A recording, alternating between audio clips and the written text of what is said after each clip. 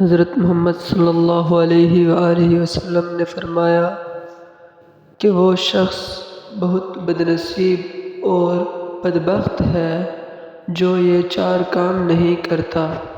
Number 1، بدنصیب ہے وہ شخص جو والدین کی خدمت کر کے ان کی دعا نہیں لیتا اور لوگوں سے کہتا ہے کہ میرے لیے دعا کرنا۔ نمبر 2، بدنصیب ہے وہ شخص جو فجر کے وقت سویا رہتا ہے اور لوگوں سے اپنے رزق کی تنگی کے بارے میں بات کرتا ہے۔